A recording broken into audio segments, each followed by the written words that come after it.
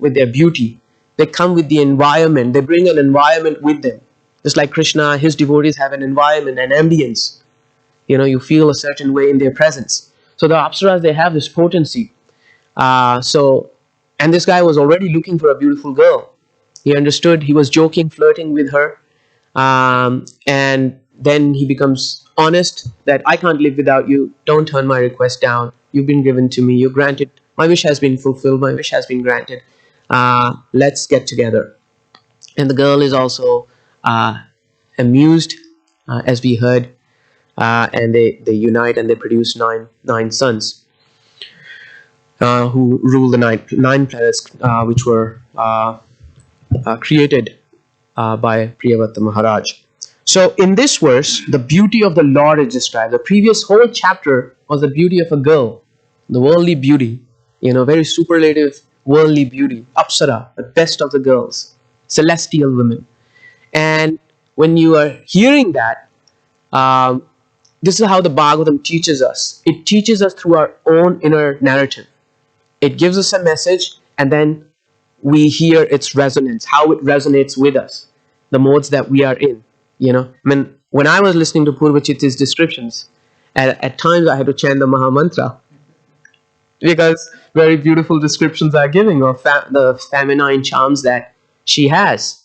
And we were praying to Lord Kapiladev, that let no attraction be there in our heart.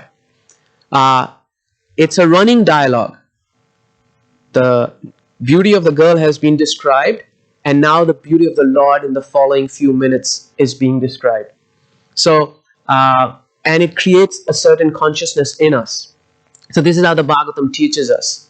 We heard the beauty of the girl. How did our consciousness respond? Now we hear the beauty of the Lord. How does our consciousness respond? Which brings us peace, which brings us agitation. So the Bhagavatam gives us our very own inner experience of the message of the divine, and the potency and the purity and the power and the beauty and the attractiveness of it. So in the present verse, we are hearing the descriptions of the beauty of the Lord. And Srila Prabhupada focuses on the purport, the first section of the purport. The very first line is, it is distinctly mentioned here that the Supreme Personality of Godhead did not appear as an ordinary human being. So this is a very important point. The Lord is described as Purushottama. In the Bhagavad Gita, in the 15th chapter, Krishna says, Dvavimau Purusho Loke Kshara Cha Kshara Eva Cha Kshara Sarvani Bhutani Kutosta Kshara Uchyate. There are two classes of beings, the fallible and the infallible. In the material world, every living entity is fallible, and in the spiritual world, every living entity is called infallible. So there are two types of people. One are fallible, one are non-fallible. Okay. The next verse is Uttama Purushastvanya Paramatmeti Udahritaha Yo Lokatrayam Avishaya Vibratya Avyaya Ishwaraha. Besides these two, there is the greatest living personality, the Supreme Soul, the imperishable Lord Himself, who has entered the three worlds and is maintaining them. So, the Mayavadis, a certain sect of a school of thought that says that, okay, there are fallible people and infallible people. So they focus, okay, we want to enter the infallible category. But the Bhagavad Gita describes that the Lord is not even in the infallible category. He is a category of His own. He exists distinctly from the two categories in the previous verse, the fallible and the infallible. So the Supreme Lord Krishna is not even like a liberated person. Like the Mayavadis, they are of the idea that once we take sannyas, we become liberated. Naro Narayan, Danda Grahina Matrena, Naro Narayanam Bhavet. Simply by grabbing a sannyas danda, one can become free from the material modes and therefore become as good as Narayan. This is their conception. Therefore, when they greet each other, they say Namo Narayan to each other. We say Hare Krishna, they say Namo Narayan. So this description particularly completely defeats the Mayavadi arguments. That's why they don't like the Bhagavatam. Because here, not just the Supreme Personality of Godhead has been, the fact that the Supreme Absolute Truth is the Supreme Person has been established Great vivid details have been given about him.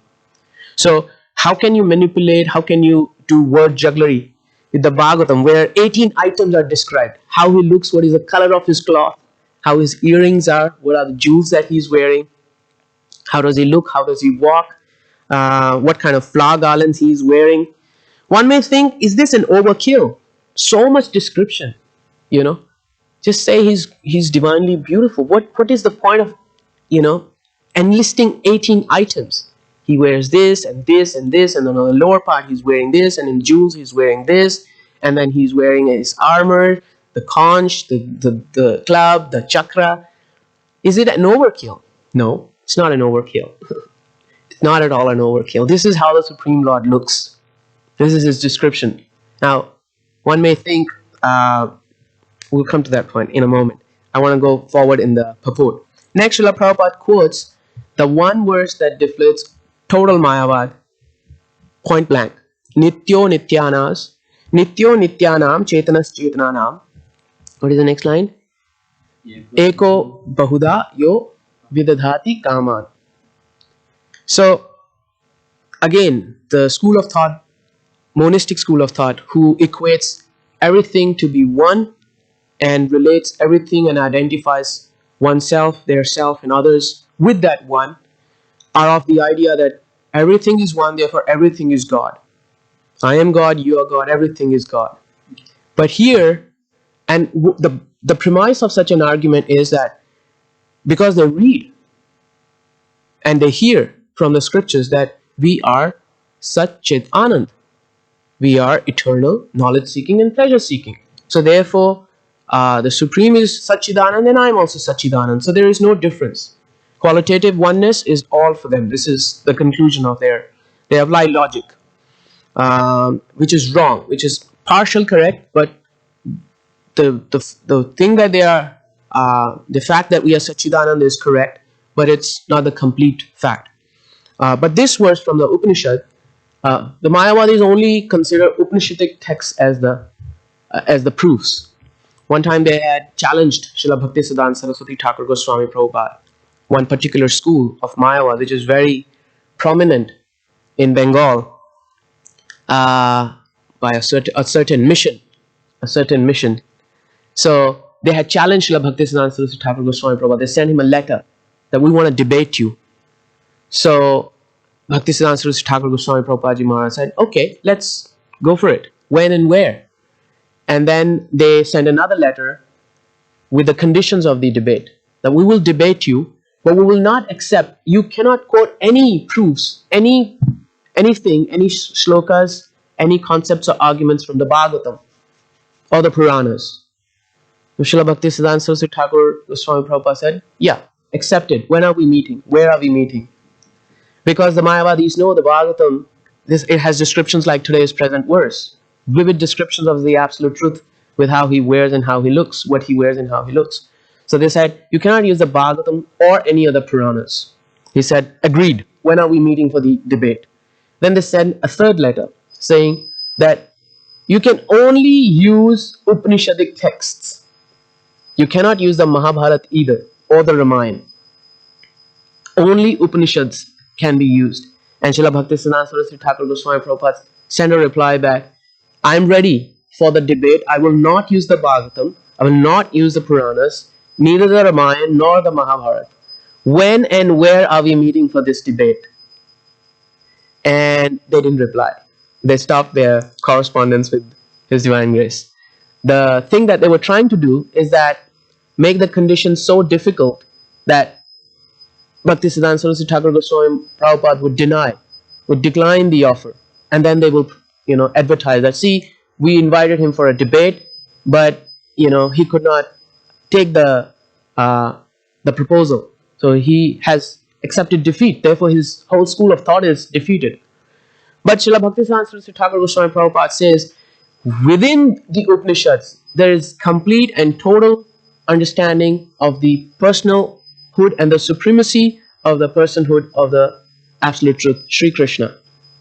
So, in this verse, Nityo Nityanam Chetanas Chetananam, the entire monistic school of oneness with the Supreme is defeated.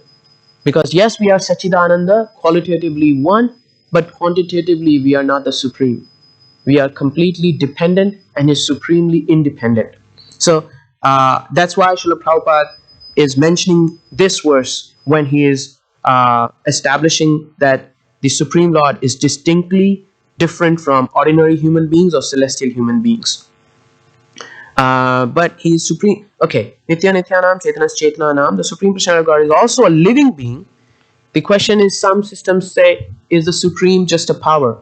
Is it some superpower? But the Supreme Personality of Godhead is also a living being. It's not just a supreme impersonal power. We see this universe, and we don't see any personalities. We see powers here, right? The power of light, the power of water, the gravitational forces of this world. We don't see the personalities behind them. So by our material logic, therefore, the new age understanding is that the supreme, there must be some creator, or it's just a power, a supreme power. But that is also not the case, since because power belongs to a powerful. Power does not exist alone. Light does not exist by itself. The very simple example Srila Prabhupada would give: light is not alone. It's a tube light. There is a form which is the source of the light. So the supreme Sri Krishna is the supreme truth and the supreme beauty, the supreme beautiful and the supreme truth. The truth and beauty are pursued by everybody in this world. They are the two pursuits that everyone is after: truth and beauty. Even the bird is seeking the truth of where I will get some grains to eat, what is a safe place to build a nest, safe from the predators. So, truth and beauty, they find their ultimate perfection in the divine form of Sri Krishna. Now, before Purvachitti's beauty was described, here the beauty of the Lord is described, and there are many, many verses in the Srimad Bhagavatam and other texts that describe very vividly the beauty of the Lord and the effect that beauty has on us. Srila Rupa Goswami created one verse, composed one verse. I think it is in the Vidagdha Madhava, and the verse is no, it's in the Bhakti Rasamrita Sindhu, but it could be from the Vidagdha Madhava mentioned in the Bhakti Rasamrita Sindhu. It is called Sveram Bhangi Toya Parichitam Sakhi Vistirna Drishtim Vamsi Nyasata Dharakishlayam Ujjala Chandrakena Govindakhyam Parichat Govindakhyam Haritanum Iha Keshi Tirthopakanthe Maprekshithastava Yadi Sakhe Bandhu Sange Strirangaha. So this is a verse by Rupa Goswami. He's suggesting, my dear friend, if you are at all attached to your worldly friends and families, do not dare look at the beauty of Krishna, who stands on the edge of the Yamuna river in his all attractive three bending form with his flute on his transcendental lips. Because if you look at him once, he will steal your heart and this world will be no longer attractive for you. So if you're still wanting to enjoy this world, like Agnidhara Maharaj, then you don't worry about Krishna. The message here is that if we find the world very attractive, the beauties of this world alluring us as devotees who are knowledgeable, we are supposed to know the facts behind the beauty or what attracts us. Like if there is a garbage can, we go to Govinda's, there's leftovers that we put in a big garbage can, right? And if that all was put in a big mixer and, a dish was prepared out of it and an icing was placed on top and two cherries on top, we will present to someone, they will say, wow, that looks very nice. But it is from the garbage can, right? So we use our intelligence. We say, no, this is actually garbage, just decorated so nicely. So when the beauties of this world attract us, we should understand that underneath the icing, the white icing, and behind those cherries, is just really dirty matter. And that's one way to deal with it. In this verse, however, the devotional way of dealing with the attractions of this world is mentioned. That is more like a jnana way of dealing with what we find attractive. The Mayavadis would say, or the Gyanis would say, oh, these rasagullas, don't be attracted to them, don't be attached to them. What are they after all? There's just some flour, some sugar, some water, some ghee.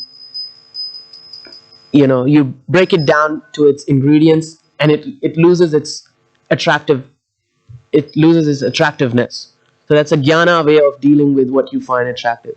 You know that dukhalena ashashvata. Oh, this world is miserable. It's a place of misery.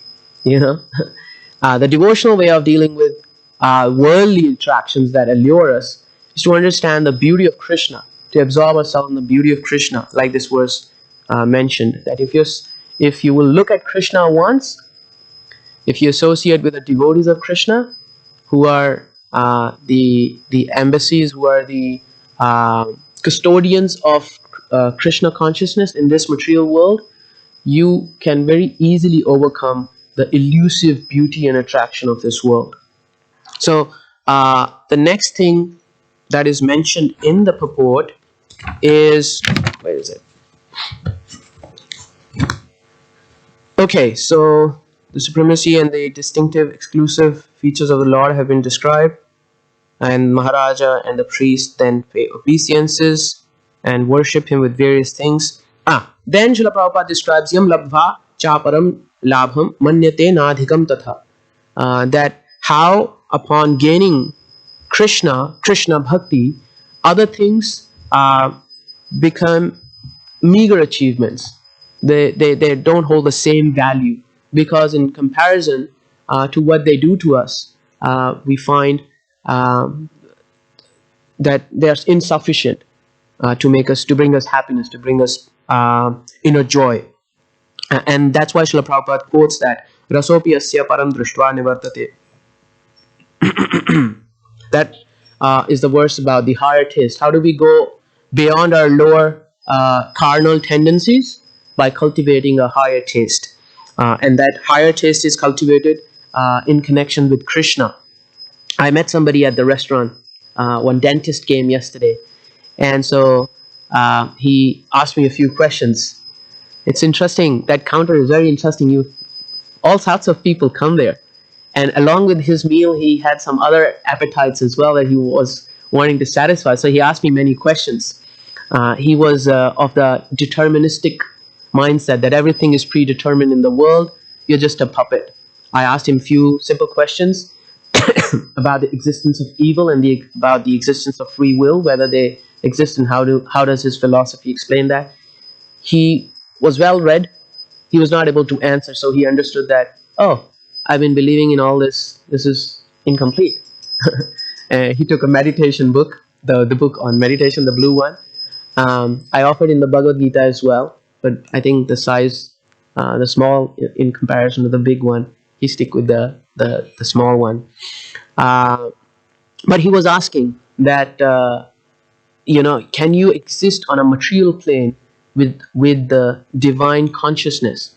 And I explained to him, certainly, that is the very goal of life.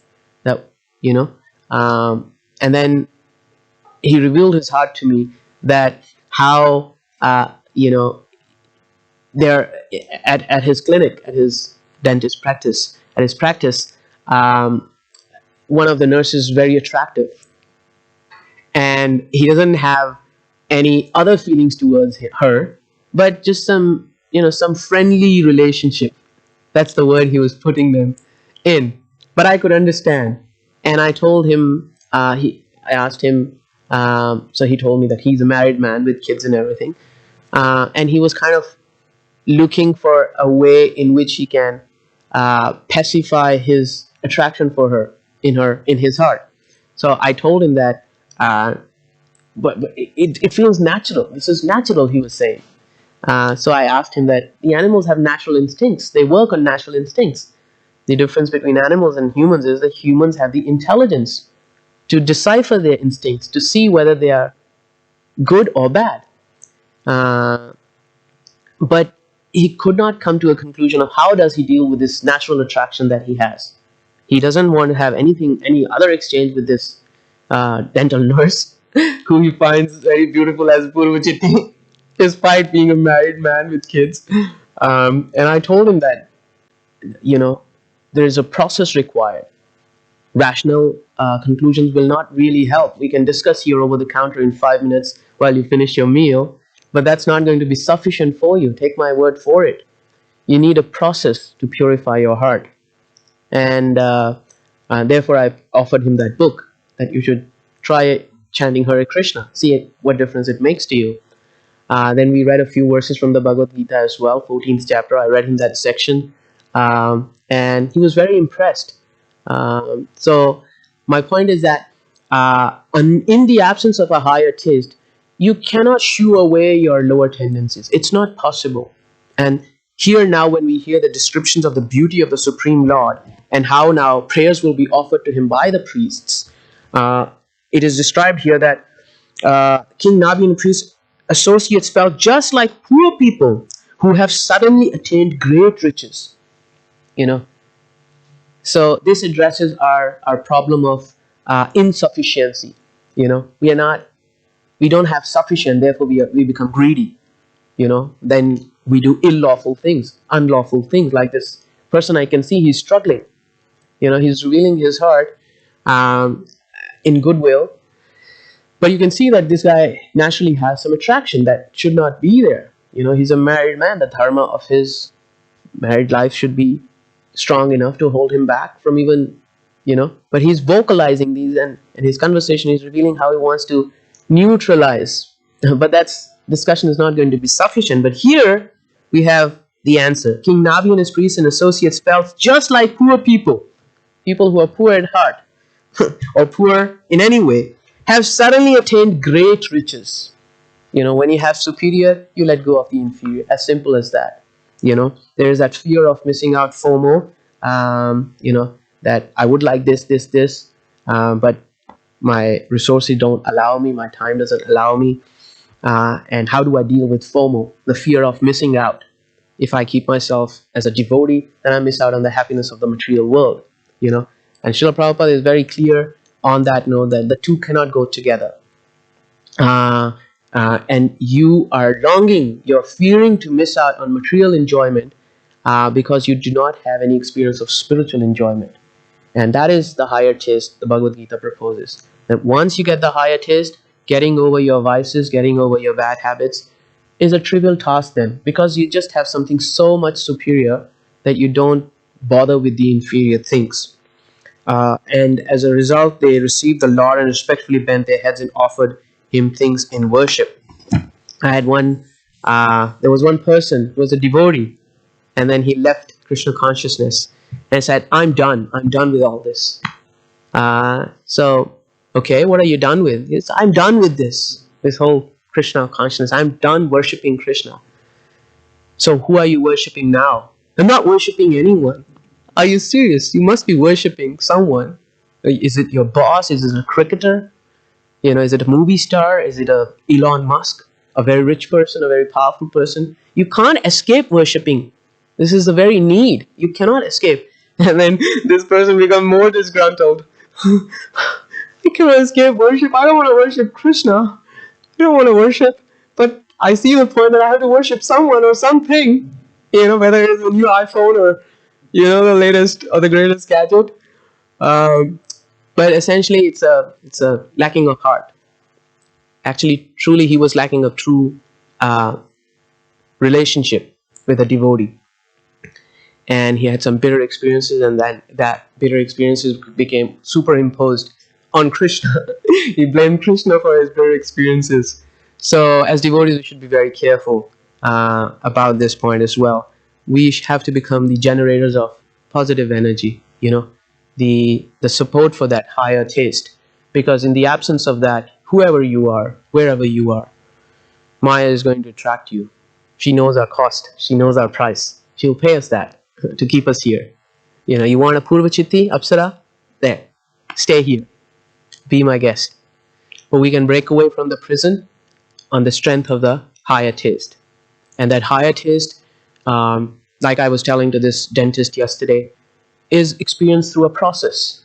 It's not through rational. That rationality can only take you that far. Morality can take you only that far. Maya will break down your barriers one after the other, because they are all material. and she is a superintendent of material energy. This is nothing for her. Your resolve, your determination, your New Year resolutions, your, married again with the same person, exchanging vows again and rings again. That's not going to be sufficient. You need a process to purify your heart and consciousness. And that process is the chanting of the transcendental names of the Supreme Lord for this age. That is a process to purify your heart, to taste that higher taste, which will enable us to turn away from the lower tastes that are very attractive to us from time immemorial. So that's why we chant Hare Krishna, Krishna Krishna, Hare Hare, Hare Rama, Rama Rama, Hare Hare. And that not only purifies our heart, but it also gives the taste that we are longing for. Sri Chaitanya Mahaprabhu says it supplies the happiness that we've been longing for in this existing in this material world. I'll conclude on one verse that is in the honor of Srila Prabhupada, and this is a verse that is found in the introduction to the book called Vanity Karma by His Holiness Jayadvaita Swami. Prabhupada Padam Vande Shastra Sara Prakashakam Govinda Bhakti Yogena Jivananda Pradayakam. So he's saying, Prabhupada Padam Vande, I bow down to the divine lotus feet of His Divine Srila Prabhupada. Prabhupada Padam Vande Shastra Sara Prakashakam. Prabhupada, I bow down to you, you who have published the very essence of the scriptures. Shastra Sara Prakashakam, which is Govinda Bhakti Yogena, the transcendental loving service to Lord Govinda. Nitai Sachinandan ki jai. Govinda Bhakti Yogena Jivananda Pradayakam, and which as a result supplies Jivananda, that happiness for which the Jiva is longing for. Jivananda Pradayakam. You, Srila Prabhupada, are giving that transcendental happiness. I bow down to you. And that same Jivananda is described by Sri Chaitanya Mahaprabhu in the first verse of the Sikshashtakam. It satisfies the Jiva, it satisfies this Nam Sankirtan, it supplies that happiness for which we've always been longing for, wandering in the material world from higher planets to lower planets and everywhere. I'll stop here and seek any corrections or any comments.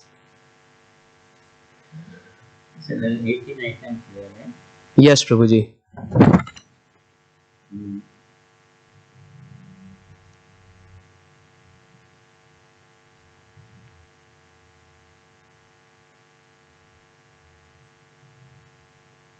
Yeah.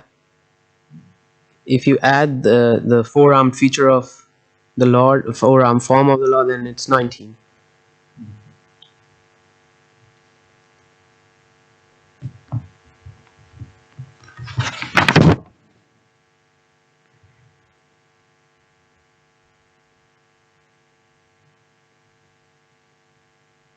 After seeing the Supreme Personality of Godhead, one ceases to be attracted by anything material.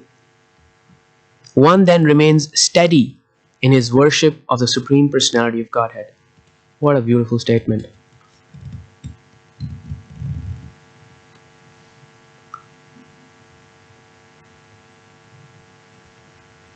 So then can you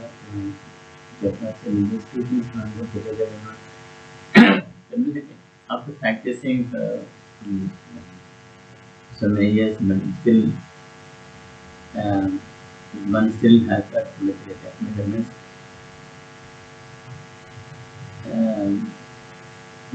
What do you think could be the maybe the process or Yeah. See, this is a very important question for every sadhaka. That after so many years of practice, decade, 2 decade, 3 decade, 4 decade of practice, if we are still struggling with our anarthas, our base anarthas, then definitely, like the other person I was talking about, I'm done with Krishna. I'm done with worshipping him. Oh, who are you choosing to worship now? That person, is the same anartha. He's practices bhakti, but because he doesn't understand that he hasn't investigated his own practice, so he's finding the fault with the process. The process doesn't work. The process has worked for countless people. The process is given by the scriptures, by the acharyas, made simplified and compiled for our, digestion. The process works, but if we are not able to overcome our anarthas, it's a very clear indication that we are not applying the process correctly. Either that, either we are not applying the process correctly, but in the second reason also, Mm-hmm. the anarthas are so deep that it takes time to recognize. Yeah, that is You may be practicing it nicely also, but we don't know what our previous life was. true. So if the thickness is so much, then it takes a little more longer time. Mm. So yeah, it can be either we are not practicing it correctly, or the magnitude is so much that it takes longer. True. The first simple instruction is utsaha, nishcha, and dhairya. You have to be patient, you have to be enthusiastic, and you have to be determined. In the absence of them, you know, you'd still get some benefit, but that will have its results in the future. Yeah. So we did not come to the conclusion. Unfortunately, even if we say the process is defective and give up, we should be able to console ourselves by two things. Think, can I improve better? Mm-hmm. And two, I must be patient. The simple formula that I apply whenever I feel or I find myself, um, you know, struggling with lower tendencies, the simple thing that I turn to, the self-talk that I give myself, the mindset reset that I go through is, let's go back to the ABCD. Let's work on our association with the devotees. Let's serve them well. Let's do something pleasing for the devotees. Let's honor them. Let's cherish them. Let's respect them. Let's relish their association. Let's dive deep into Srila Prabhupada's purports, the books. Let's take shelter of the holy name of Krishna. Nam Chintamani Krishna. Go deeper into the process. Go deeper into the process, yes. Because otherwise, what are we going back to? Our mind. And, the Bhagavad Gita has sufficiently forewarned us. The mind will trick you, trip you, trap you, and then there will be tragedy. So before all that happens, the tricking, tripping, trapping, Chaitanya Charan Prabhu uses these really amazing words to explain the tragedy. It's not tragedy, it's something else. It's 4 T's. It tricks you, it traps you, then it trips you. But it tricks you, then it trips you, then it traps you, and then there is one more. I can't collect it right now. But to answer the question, the problem is not with the process. One should have this confidence, and if one has made the effort to educate himself or herself with the basics of Krishna consciousness, they would know how resolute this system is. I mean, just look at this, how vivid description of the Lord is available. It's not available anywhere. Our press reporter had asked Srila Prabhupada at the airport about Krishna consciousness and why you want to spread it. And Srila Prabhupada's most amazing response was, because this information is not available anywhere. Nobody has this. Nobody has this. We know God. We know the name of his mother, his father, his address, what clothes he wear. So there is the amount of detail available with the process is not a problem. Essentially, what I find is that it's the lack of, what's the right choice of word here? It's the absence of swajatiya sangha, associating with like-minded devotees. Because when that happens, they can see, oh, this guy is falling behind, and then they can direct you. Hey, how about you read a little bit of this section of the Bhagavatam, and it reorients you. This is transcendental and paramount. Sadhu sangha sarva shastra koes, lave matra sadhu sangha sarva siddhi hoy. Of all the items, of 64 items in the Bhakti Rasamrita Sindhu, of all the 5 primary, there is number 1 The chief one is sadhu sangha, associating with the devotees, because in that association, all other items become possible. Mathura Vas becomes possible, Bhagavad Shravan becomes possible, Sri Vigraha Seva becomes possible, Nam shelter becomes possible, Tulsi Puja becomes possible. How many people are able, how many devotees are able to offer water to the Tulsi Devi every day? Not sure if everybody is able to do that. But in the association of devotees, this is an everyday chore now. It's taken for granted. So association of devotees is paramount. Therefore, we have to respect and cherish and relish Sangha. This is the greatest gift of Krishna. If we don't have the right association, if we don't associate with devotees properly, that's the greatest loss we are causing ourselves, the greatest damage we are causing ourselves. This is our key, this is our ticket back to where we belong. This is the ticket to the higher, highest, topmost dimensions of spiritual world, by associating with devotees. Vapu, Vani, Seva, that's many ways to associate with devotees. Anything, Prabhu, would you like to say? Yeah, yes. That's the process. I guess the process, the process of that indifference and our affection. I mean, I was saying, to say around this kind of temple, from but what are you doing?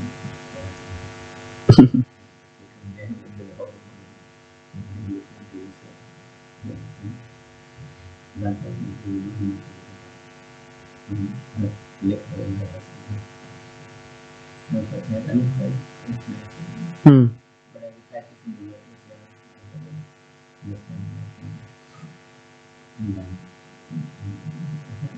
Yeah,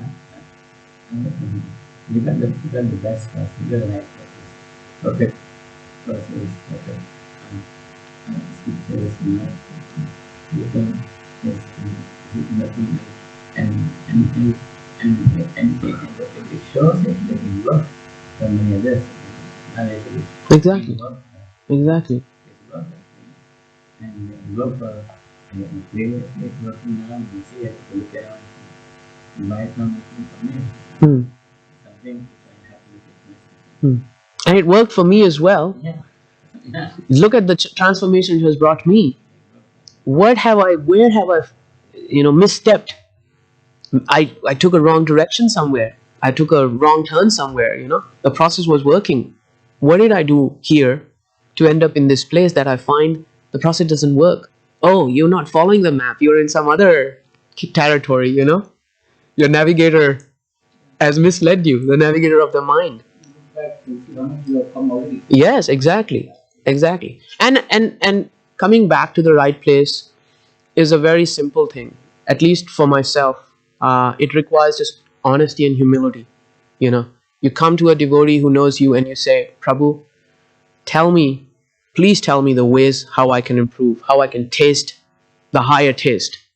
Because in that absence, I'm just caught with my vows and they feel like burdens. If there is no joy in the heart, our vows would become heavy as time passes, and the urges accumulate. You need that higher taste. In the absence of that, very difficult.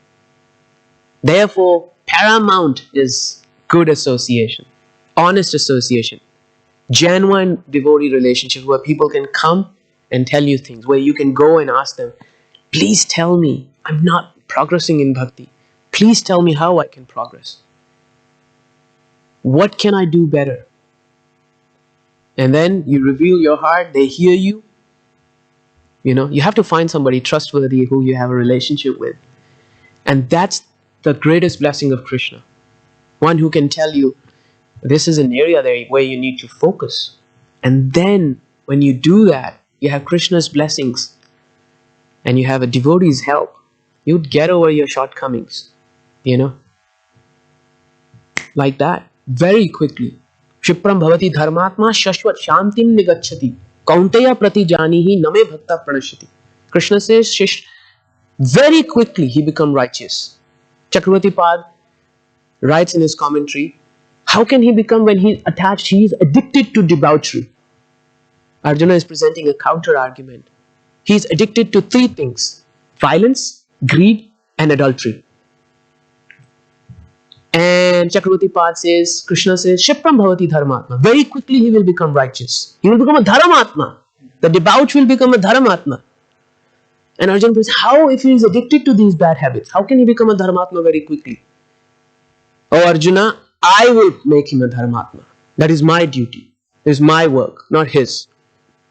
Let him come to me.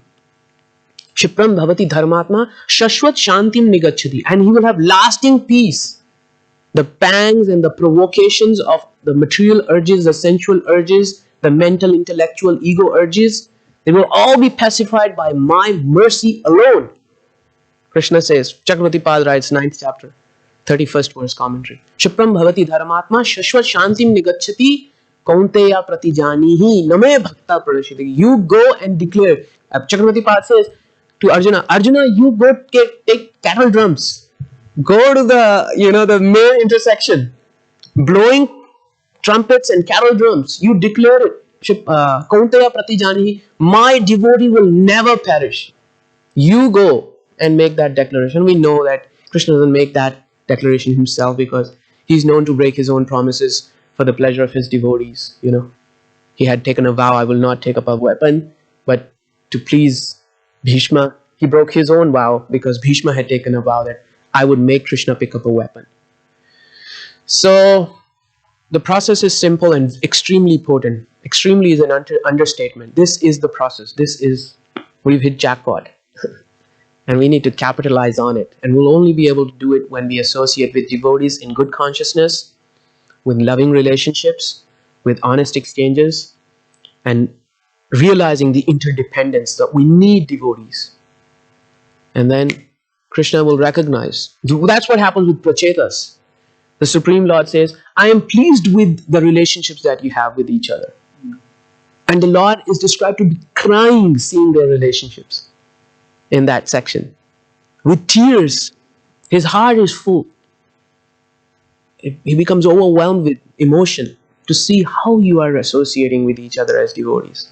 I give you all perfection. You won my heart because you know how to deal with each other as devotees with such love and interdependence. Thank you. This is how his heart feels. We'll stop it here unless you have anything else. Thank you. Granthra Srimad Bhagawatam ki jai. Anant Kodi Vaishnav Vrinda ki jai.